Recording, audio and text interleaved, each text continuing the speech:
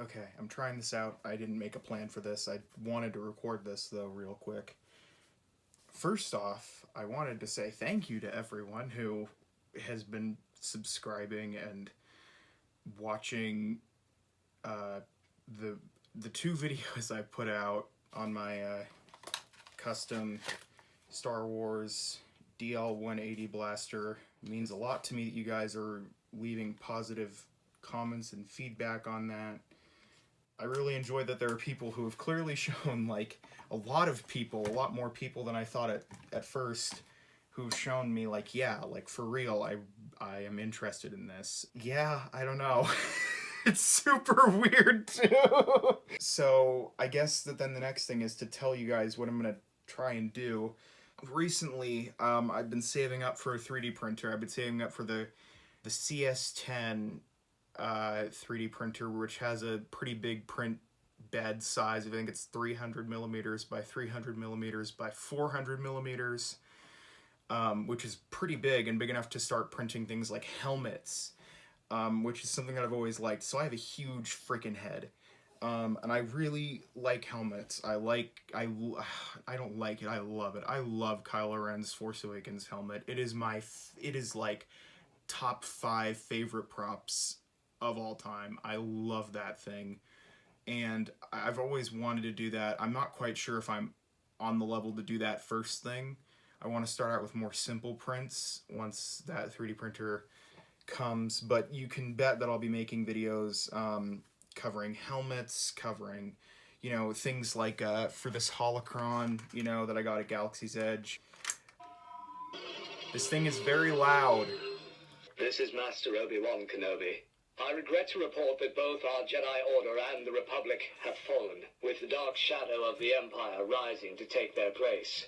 It does the whole speech. That's maybe some of my favorite Star Wars stuff. Anyway, I'm sorry. I need back to it. Okay, 3D printed box for this, which looks like the crates from Star Wars Rebels. I really love the design of that, and so I kind of wanted to do a box for that. That's 3D printed, and I'll talk more about that later, probably. The corners are kind of not the best. You can see that they're all off center, and I just want to have something that keeps these aligned and keeps them nice and safe and sturdy and doesn't scratch up the paint, because I want this to stay good. And I also like making boxes. Some Blade Runner 2049 props that I've wanted to build. The Joy Emanator, which is one that ever since I saw Blade Runner 2049, I was like, that is a perfect prop. And figuring out how to cram all the electronics in there to get the lights and the sounds and so many things like that. And that'd be really fun to do one day. Adam Savage did Deckard's binoculars, which I think would be a fun project, but I don't really know that much about that. Sapper's helmet, Sapper Morton's helmet. So that's another one of my favorites, is Blade Runner 2049. Things like that you can't really do without a 3D printer, or what I want to try and do. And then on a note that's not that, I've been doing a lot of leather work. Obviously, it started with this, but then recently I've been making pouches for my original Star Wars character. I've been making, I made a wrist comlink that's in the style of Star Wars, the Clone Wars, that you see on Anakin and Obi-Wan and Ahsoka, and a few other Jedi in the series. A journal for Rey's Survival Guide, which was a book that came out alongside Force Awakens, which I still love that book. If you haven't read it, you should read it. Insight into like Jakku and scrap yards and ships, and it has like schematics of the ships and stuff. It's a cool book, and I made that a genuine leather cover instead of the terrible hardcover that they had. Been doing I don't know if I want to mention that one yet. I've done parts of a huge project relating to leatherwork that has kind of been on. I had a few weeks where I was really thinking about it, but now it's kind of on the back burner until I learn more about that, which might require, interactions with a costume club and stuff like that, that I would like to have and learn firsthand, maybe not necessarily from just the internet. You might even be able to guess what it is now. Leatherworking stuff, hopefully will continue. I'll be able to do more with that.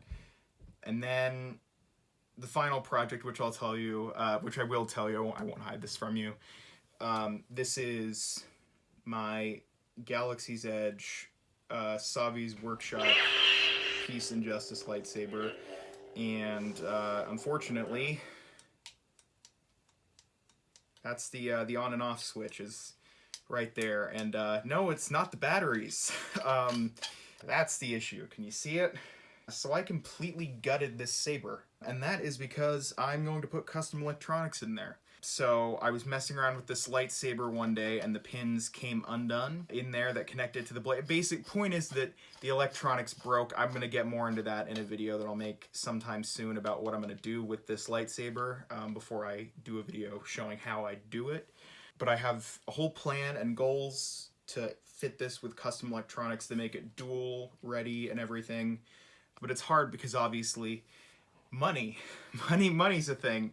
For these projects like this, it's like I just did the calculations for cost for electronics and everything, and you know, hours and hours, like maybe 150 hours research on custom lightsaber installs, and it's kind of like, it's pricey. It's like, it's, you know, $350 to do all that, and it's like, that's not bad, all things considered, you know, like for a ton of electronics for a really good set of LEDs and blades and stuff like that. But then it's also like, you know, I guess, you know, if people were interested in potentially supporting me financially, I'm like, that'd be cool, and I'd love to get input on that. If people would be interested in, you know, seeing something like that and potentially supporting that, I'm like, it'd be nice to know in the comments. And then the second thing that I'd love to know is video length. So this has been a thing that I've been thinking about, which is I tend to watch longer videos.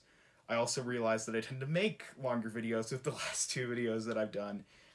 And I personally really like the length of the videos. I think that it shows you how I do it, and it doesn't feel too much like it drags, to me at least. I try to make content that I would want to watch, and it seems like it's done okay so far. It seems like it's connecting with people, but I'd like to know, like, do you like the 45-minute structure of these? Do you like them to be longer? I mean, they wouldn't all be 45 minutes, but what you like to see would also be helpful to know.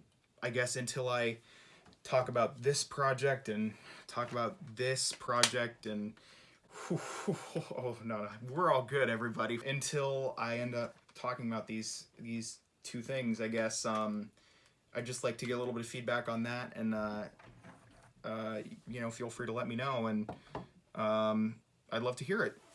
Thank you. I appreciate it. Really means a lot. So, okay. All right.